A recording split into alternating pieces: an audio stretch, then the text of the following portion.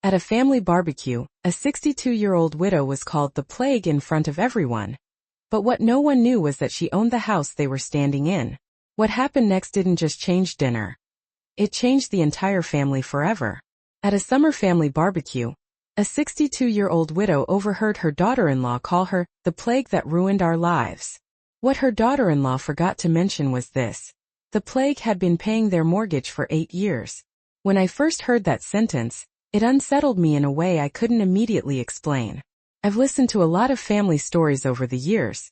Some are tender. Some are funny. Some are quietly heartbreaking. But this one stayed with me because it forced a question I think many of us are afraid to ask. When does love quietly turn into self-erasure?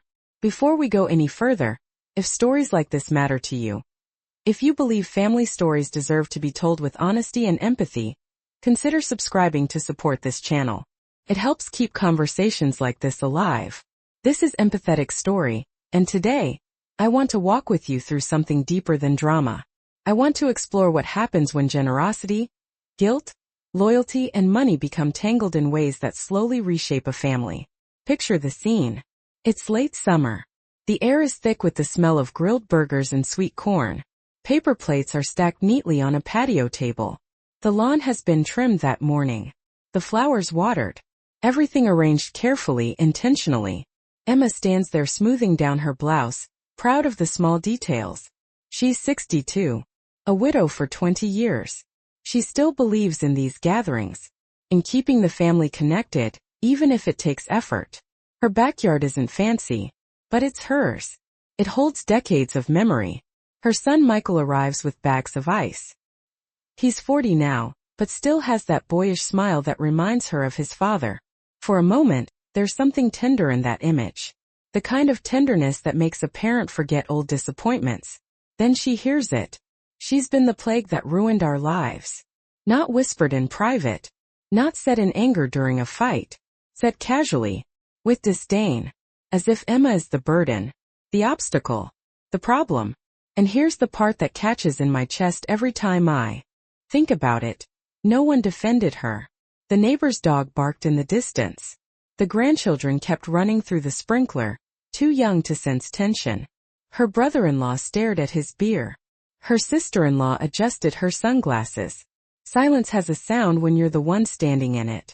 I've thought a lot about that moment. Not just the insult, but the structure behind it. Because insults don't appear out of nowhere. They grow in climates. For 8 years, Emma had been making the mortgage payments on the house her son and daughter-in-law lived in. The house was in her name because their credit wasn't strong enough. She had sold her late husband's vintage car collection to scrape together the $50,000 down payment. She had co-signed. She had carried the risk. Not once did she frame it as leverage. She framed it as love. And that's what makes this story so complicated. I'm not interested in turning this into a simple villain narrative. Family dynamics are rarely that clean. What draws me to stories like this is the slow erosion of boundaries. The way good intentions can slowly distort into something neither side fully recognizes. When Emma finally spoke, her voice didn't shake the way you might expect. The plague that ruined your lives has been paying the mortgage on your house for 8 years, she said. There's something devastating about calm truth. She didn't scream. She didn't demand gratitude. She didn't list sacrifices. She simply stated a fact. Then she walked inside, picked up her purse, and left. She sat in her car for 30 minutes, waiting for her son to follow her.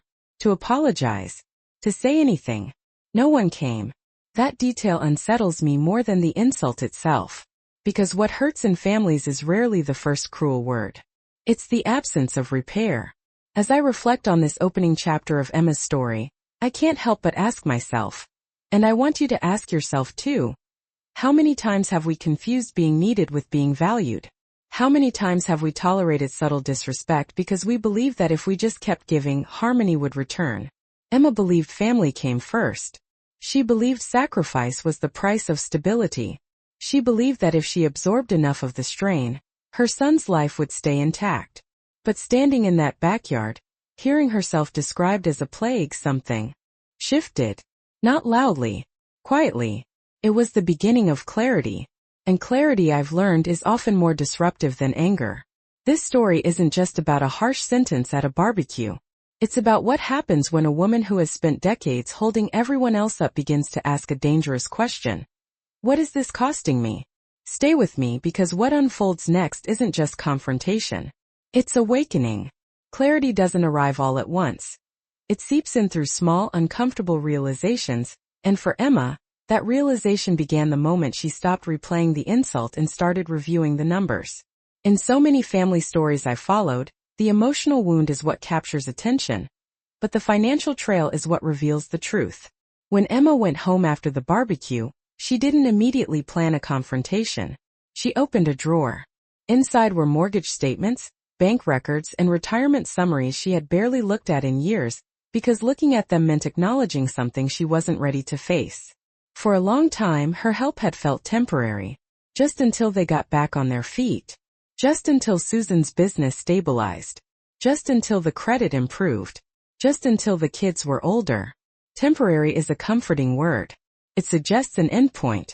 But when Emma laid out the statements on her kitchen table, she saw that temporary had stretched into 8 years. She had put down $50,000 for the house. She had signed as the primary borrower because the bank wouldn't approve Michael and Susan alone. Every month, the mortgage payment left her account. Not occasionally. Not in emergencies. Every month. On top of that came the steady stream of smaller rescues. For $1,000 for a transmission, thousands for braces, tuition gaps, renovation upgrades, landscaping services. Individually, each request had been framed as reasonable, necessary, loving to fulfill. Together they told a different story. Over $300,000 had flowed from her retirement into their lifestyle over a decade. $300,000 that represented night shifts at the hospital. Weekends worked instead of traveled. Dreams deferred after her husband's death. That figure did not scream. It sat there in quiet arithmetic. But numbers have a way of stripping away the emotional fog. When Michael called 3 days later and mentioned that Susan wanted to apologize, Emma noticed something subtle in the phrasing. Not "I'm sorry." Not "I should have defended you." The focus drifted quickly to stress, to bills, to the immediate need for $8,000. I don't think Michael consciously intended manipulation.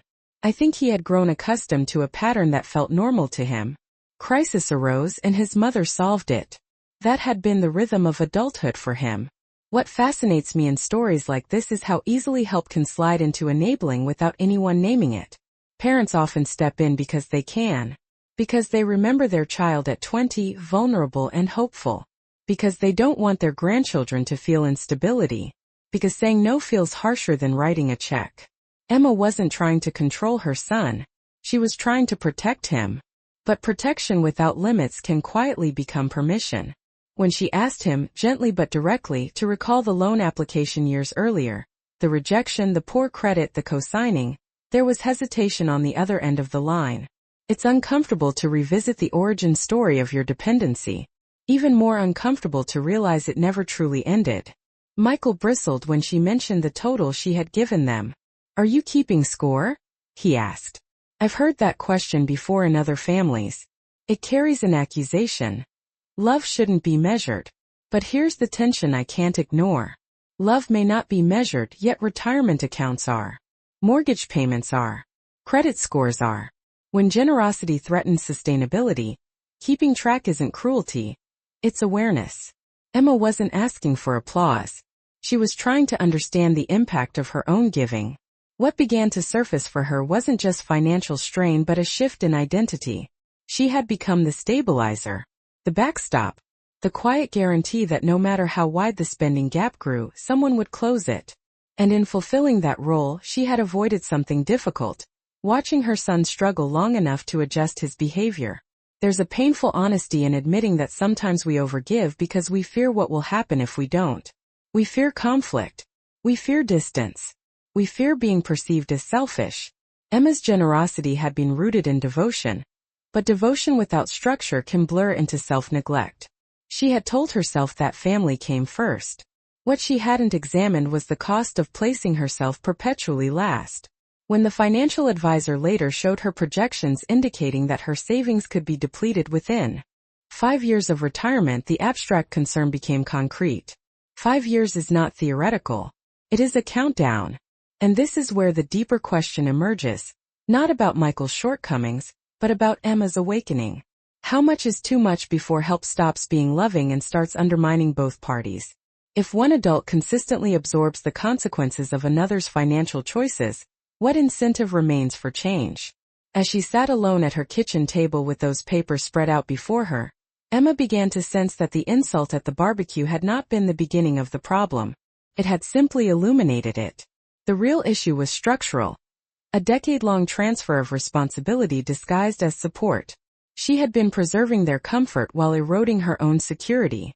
I don't see this stage of her story as bitterness. I see it as the painful education of someone who finally allowed herself to calculate the true cost of her love. And once you run those numbers honestly, you can't pretend they don't matter. Once Emma allowed herself to see the numbers clearly, she couldn't ignore another pattern that had been hiding in plain sight. The emotional choreography that always followed every financial request. Money was only half the story. The other half was guilt. I've spent years listening to family stories, and I've come to believe that guilt is one of the most powerful currencies inside a family system. It doesn't look aggressive. It doesn't shout. It presents itself as vulnerability, as stress, as need. And because it feels human, we rarely question it. When Michael told his mother, "We're your only family," it wasn't just a statement of fact. It carried weight, especially for a widow. Especially for a woman whose husband had been gone for 2 decades. In that sentence lived a quiet implication. If you don't show up for us, who will you have left? That kind of pressure doesn't require raised voices. It settles into the body like a responsibility you can't put down. Looking back, Emma began to recognize the cycle. A crisis would surface, unexpected bills, school expenses, repairs, cash flow gaps. The urgency would be emphasized. Stress would be highlighted. Sometimes apologies would appear, softening the ground. Then the request would come. She would step in. Temporary relief would follow. Tension would ease. Gratitude might flicker for a moment, but it rarely lasted. And then, eventually, another emergency. What makes cycles like this dangerous is that they feel relational, not transactional. Emma didn't experience herself as an ATM. She experienced herself as a mother doing what mothers do. But over time, the pattern began shaping expectations. Rescue became normal. Assistance became assumed. And when something becomes assumed, appreciation often fades. The turning point in this emotional pattern wasn't the barbecue. It was the swimming pool. When Emma drove past their house and saw workers in the backyard, blueprints spread out, and learned that $15,000 had been placed as a down payment for a pool while they were simultaneously requesting $8,000 for urgent bills, something fundamental shifted. The story she had been told, that they were drowning, barely holding on, no longer aligned with reality. Even more unsettling was the discovery that Susan had told others the pool was an early anniversary gift from Emma. That detail pierced deeper than any insult. It wasn't simply about irresponsible spending. It was about narrative control. About shaping how others perceive generosity. About maintaining an image. I think that's when Emma stopped viewing the situation as temporary hardship and began seeing it as manipulation, whether intentional or not. Manipulation in families is rarely cartoonish. It doesn't involve threats or ultimatums. It's subtler. It leans on loyalty. It invokes the children. It references stress. It reminds you of your role. And roles are powerful. Emma had long inhabited the role of the stabilizer. The one who absorbed shock. The one who ensured no one fell too hard. But what happens when that role becomes the foundation of someone else's lifestyle? When the expectation of rescue becomes baked into decision-making? There's a psychological shift that happens when a person grows accustomed to external bailouts. Consequences feel negotiable. Risk feels less risky. If things go wrong, someone will step in.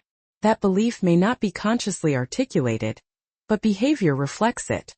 When Emma gently questioned the pattern, asked about the timing of the pool, asked why she hadn't been told the truth, the response was not reflection. It was defensiveness. "We deserved something nice for once," Susan said. That sentence reveals something telling. The spending wasn't about survival.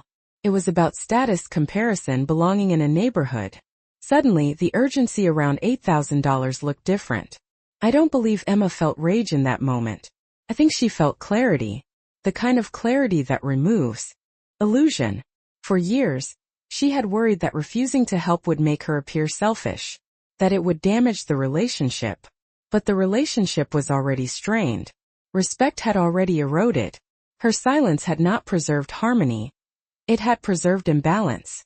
What fascinates me most about this phase of the story is how long it took for her to question the emotional script. She wasn't naive. She was devoted. She believed that unconditional support was the highest form of love. But unconditional financial support between adults can quietly undermine dignity on both sides. The hardest realization wasn't that she had been called a plague. It was that she had participated in a dynamic that allowed such a perception to grow. When she began to ask herself, am I helping or am I preventing growth? The entire emotional structure shifted. Guilt thrives in ambiguity. Once you start naming patterns, guilt loses some of its power. Responsibility becomes clearer. And clarity, as uncomfortable as it is, gives you choice. Emma wasn't deciding whether she loved her son. That had never been in question. She was deciding whether love required endless rescue. In many family stories, that is the moment of awakening. Not when the hurt is loudest, but when the pattern becomes undeniable.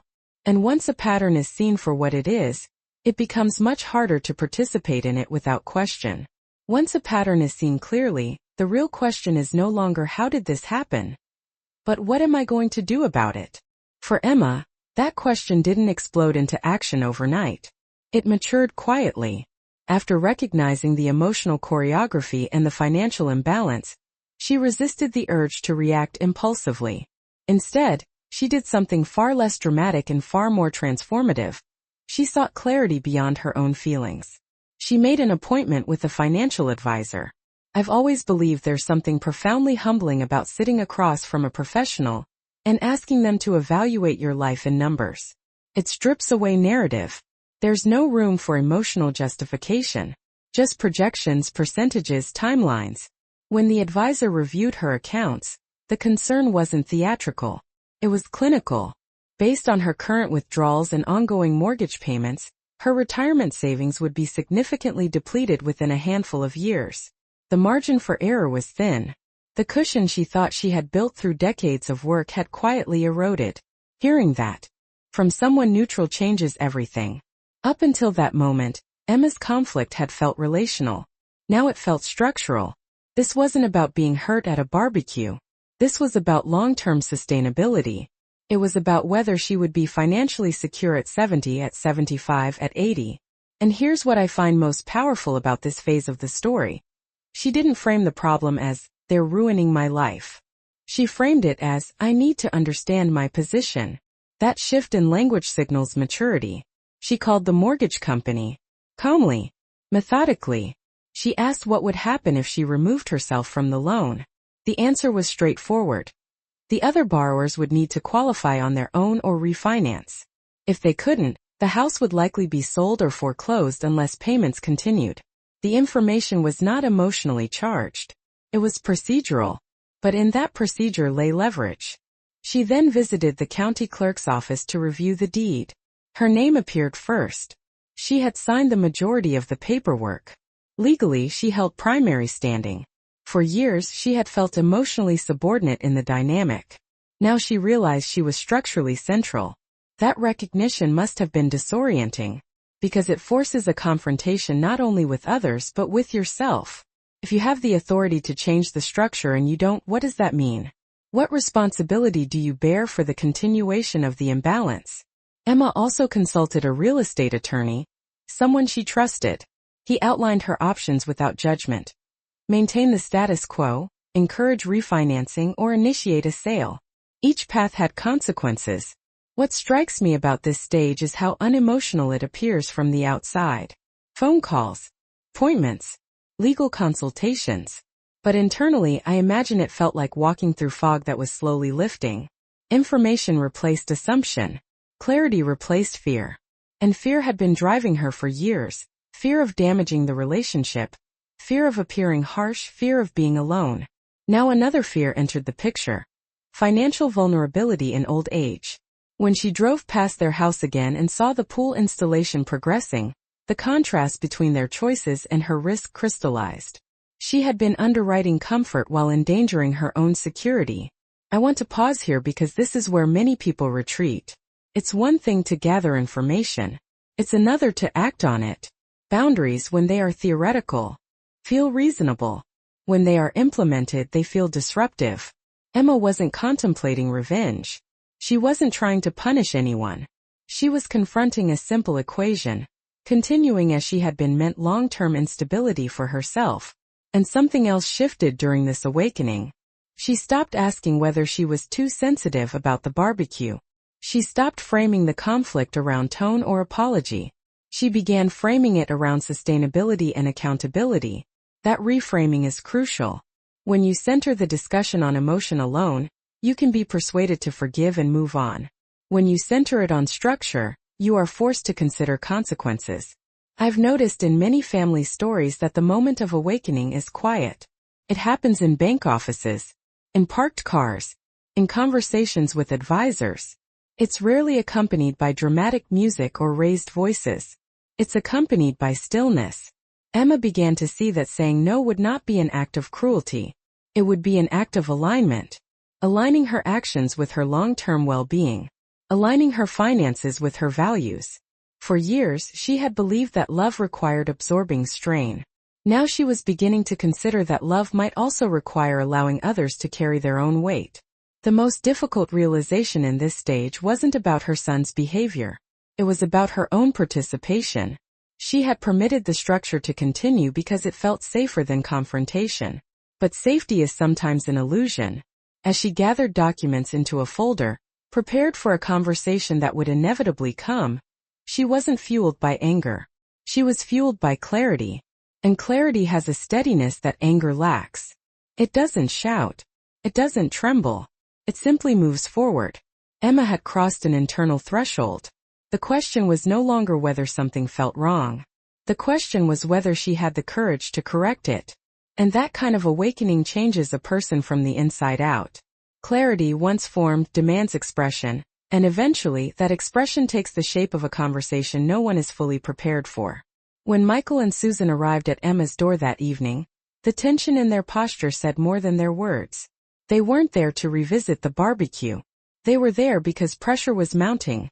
Credit cards maxed out, banks calling, deadlines looming. Urgency had replaced indignation. Emma let them in. What strikes me most about this moment is not what she said, but how she carried herself.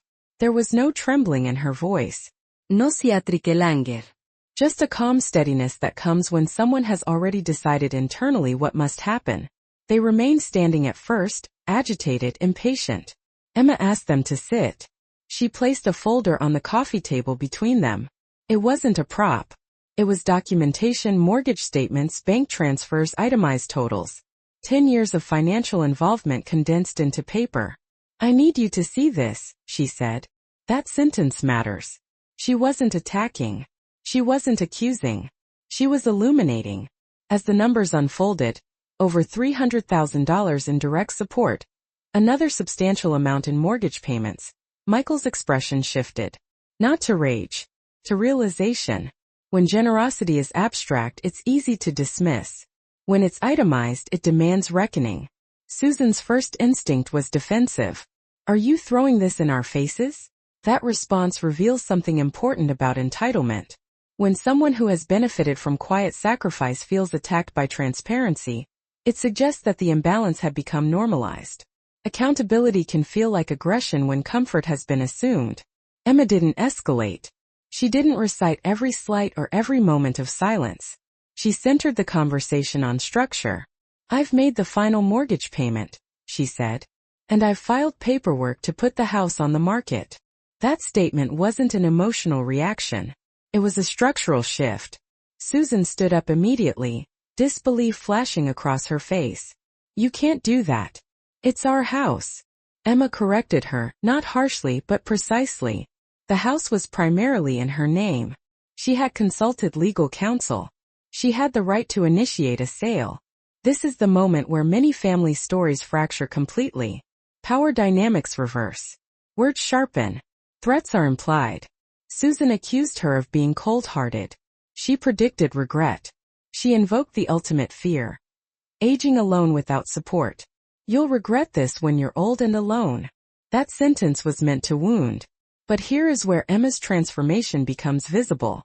I'd rather be alone than be used, she replied. Not vindicatively. Not triumphantly. Simply as a boundary. Michael, caught between loyalty to his wife and dawning awareness of his mother's position, looked unsteady. Where are we supposed to go? He asked. And here's the nuance that matters. Emma did not abandon them without transition. She explained that once the house sold, they would receive a portion of the proceeds, enough for a security deposit and a new start. She wasn't aiming to destroy them. She was withdrawing from a structure that had endangered her own future. I find it important to pause here and distinguish between punishment and consequence. Punishment seeks to hurt. Consequence restores balance. Emma wasn't reclaiming the house to spite them. She was reclaiming her financial stability. If she had continued making payments indefinitely, the risk would have remained solely hers. That imbalance was no longer sustainable. What unfolded next wasn't dramatic in the cinematic sense. There were no slammed doors accompanied by grand declarations. There was anger, yes. There was accusation. There was fear. But there was also something else, inevitability. When a long-standing pattern is disrupted, discomfort is guaranteed. The house represented more than shelter. It represented lifestyle, status, continuity. Removing it forced confrontation with reality. The sale moved quickly in a strong market. Ironically, the half-installed pool became a liability rather than a symbol of aspiration. Adjustments were made. The house closed above asking price. Michael and Susan moved into an apartment they could afford only with discipline. Without Emma's steady support, financial decisions became immediate and unavoidable. Spending habits met limits. Credit cards could no longer be extended indefinitely. And here is where the deeper lesson emerges. Emma's decision did not create instability. It revealed it. The confrontation was not the climax of anger. It was the culmination of self-recognition. She had recognized her value, not as a source of funds, but as a person whose future mattered. I think about how many parents hesitate at this exact point. The fear of being labeled selfish. The fear of being misunderstood. The fear of temporary estrangement. Emma faced those fears and moved anyway. She did not do it impulsively. She did it methodically. That distinction changes everything. Because boundaries that are impulsive often collapse under guilt. Boundaries that are grounded in clarity tend to endure.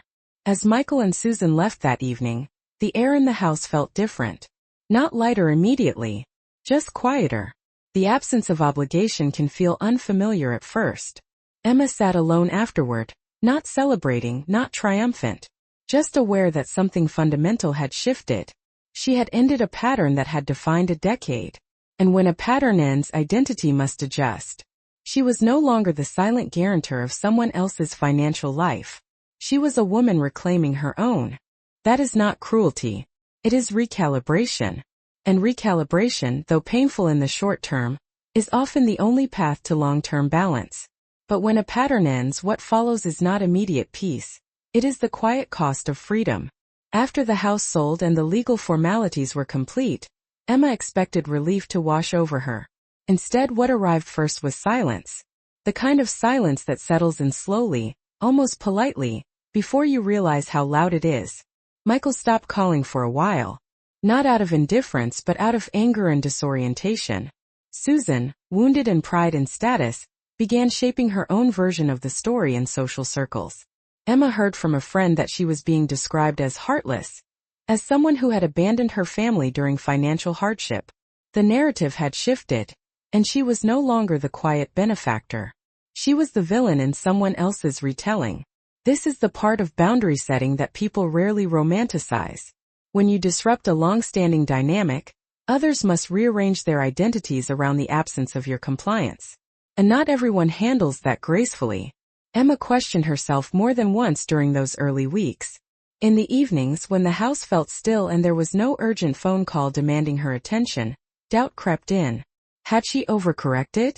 Had she let pride steer her too far? Would time harden this into permanent distance? I've learned that the aftermath of a firm decision is rarely clean. There is grief mixed into freedom. Not grief for the structure that was unhealthy, but grief for the version of family you once believed in. Emma wasn't mourning the mortgage payments. She was mourning the illusion that sacrifice guaranteed appreciation. And yet, something subtle began to shift beneath the discomfort. Without the constant financial emergencies, her days expanded. There were no spreadsheets to reconcile on behalf of someone else. No looming requests disguised as crises. The mental bandwidth she had been dedicating to anticipation, wondering when the next call would come, was suddenly her own. She sold her ranch house, the one filled with decades of memories and contingency plans. She had kept it for years under the assumption that her son might need it someday. That assumption had quietly shaped her decisions. Letting it go felt like closing a chapter she had kept open too long. The coastal cottage she purchased was smaller, simpler, and unmistakably hers. It wasn't chosen for proximity to her son's commute or the school district of her grandchildren. It was chosen because she liked the way the afternoon light fell across the living room, because she could hear the ocean from the back deck, because it required no justification. That difference matters. For years, Emma had defined herself in relation to others' needs. Now she was confronted with a question she hadn't asked in decades. What do I want? Freedom can be disorienting when you're accustomed to being indispensable. She began painting again, something she had set aside when Michael was young. At first, the canvas felt foreign under her hands. But gradually color returned. Not in grand statements. In quiet seascapes and layered horizons. The act of creating something that did not serve anyone else was radical in its simplicity. She joined a local book club. The conversations were not about bills or obligations. They were about characters, choices, interpretations. She introduced herself not as Michael's mother, but simply as Emma. That shift in identity was subtle but transformative. And yet, the loneliness was real at times. There were evenings when the house felt too quiet. Moments when she instinctively reached for her phone to check in on her son and stopped herself, unsure of the boundary. Growth does not erase attachment. It reshapes it. 3 months passed before Michael reached out. The call was tentative. Awkward. There was no immediate apology. Just conversation. Work updates. A cautious acknowledgement that things had been difficult. Emma listened without rescuing. That was new for both of them. Without the safety net, Michael had adjusted. He was working more hours, budgeting more carefully, facing consequences he had once assumed would be softened. The tone of his voice carried a humility that hadn't been there before. I don't believe Emma felt vindicated. I think she felt cautious hope. This is the nuance that often gets lost in stories about boundaries. The goal is not distance for its own sake. The goal is balance. The rumors eventually quieted. Some friendships did not recover. Others deepened, strengthened by honesty. Emma learned that not everyone is comfortable witnessing someone reclaim their autonomy. But the friendships that remained were rooted in respect rather than convenience. Financially, her future stabilized. The proceeds from both house sales replenished her retirement fund. The projections no longer carried the same threat. She could imagine aging without panic. And in the quiet of her new life, Emma began to understand something profound. Being needed had once felt like security. Being respected felt like peace. The cost of freedom had included temporary isolation, social discomfort, and moments of self-doubt. But the cost of staying would have been far greater. A slow erosion of dignity and financial stability. As she stood on her deck one evening, watching the sky darken over the water, she realized that the absence of chaos was not emptiness. It was space. Space to choose. Space to breathe. Space to exist without bracing for the next emergency. And in that space, she began to feel something she hadn't felt in years. Not relief exactly. Not triumph. But steadiness.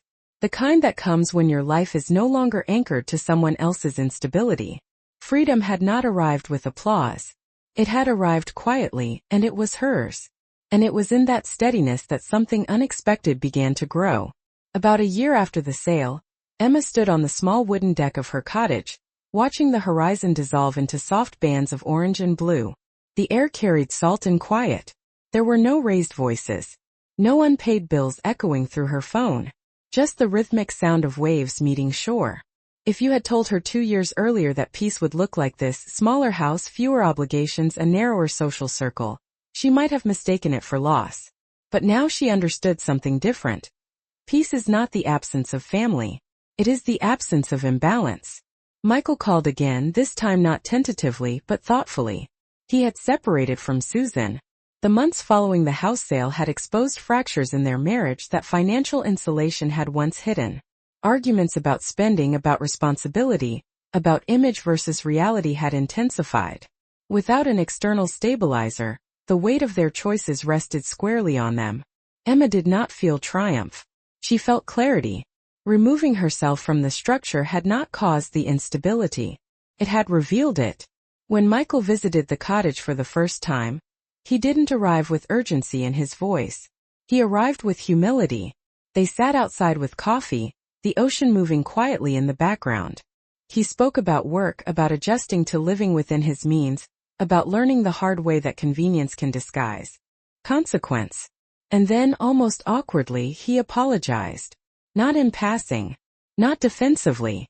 He acknowledged that he had allowed convenience to shape his expectations. That he had leaned on her support without considering the cost. That he had stayed silent when he should have defended her. Emma listened without interrupting. Forgiveness in that moment did not mean forgetting. It meant recognizing growth. Their relationship began to rebuild. Not as it had been, but as something more balanced. He no longer called for money. He called to share updates. To ask advice about career decisions. To discuss books he had started reading after noticing her new habit of joining discussions at the local library. What changed wasn't love. It was structure.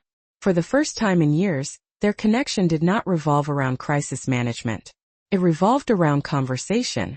I think this is where many family stories quietly find redemption, not in grand gestures but in recalibration. Emma still saw her grandchildren.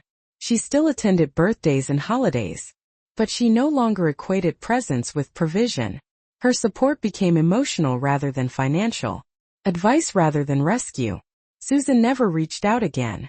That relationship had reached its limit. And Emma had to accept that some connections cannot survive accountability. That realization carried its own sadness, but not regret. What moves me most about this final chapter is not reconciliation, though that matters. It is identity. Emma began to live not as someone's safety net, but as someone with her own center. She painted regularly. She framed her seascapes along the cottage walls. She hosted small dinners for neighbors she chose, not obligations she inherited. Her retirement accounts stabilized. The anxiety that once shadowed her evenings softened. She would not be wealthy in the grand sense, but she would be secure. And security at her stage of life felt like dignity. I find myself returning to one of the earliest tensions in this story, the fear of being alone. You'll regret this when you're old and alone, Susan had said. But Emma discovered something powerful. Being alone is not the same as being unsupported. And being surrounded by people who depend on you financially is not the same as being loved. Over time, Michael's visits became regular. Not frequent enough to feel obligatory, but steady enough to feel intentional. They spoke more honestly now. Without the invisible ledger hanging between them. Without the quiet expectation that she would absorb the next miscalculation. That is the difference between dependency and interdependence. Dependency says, you exist to stabilize me. Interdependence says, we exist alongside each other. Emma did not set out to dismantle her family. She set out to protect her future. The surprising outcome was that protecting herself created space for a healthier bond. I often think about how easily this story could have ended differently. She could have continued paying, continued absorbing, continued convincing herself that sacrifice was the price of love. Instead, she chose recalibration. And recalibration did not destroy her family. It refined it. As the sky darkened and the first stars appeared over the water, Emma would sometimes reflect on the woman she had been at that barbecue, standing still while silence spread around her. She did not despise that version of herself. She understood her. That woman had believed that endurance preserved connection. Now she knew that endurance without boundaries preserves imbalance. Family stories are rarely about villains and heroes. They are about patterns and choices. about how long we are willing to carry what was never meant to be ours alone. Emma did not become hardened. She became grounded. And in that grounding, she built something far more durable than obligation. She built respect, first for herself and eventually from her son. That is the kind of ending that doesn't shout. It settles. And sometimes, settling into balance is the most powerful resolution of all. Emma's story is not really about a barbecue or a mortgage or even a house. It's about a slow awakening. It's about what happens when a person who has built her identity around sacrifice finally asks herself a dangerous but necessary question. What is this costing me?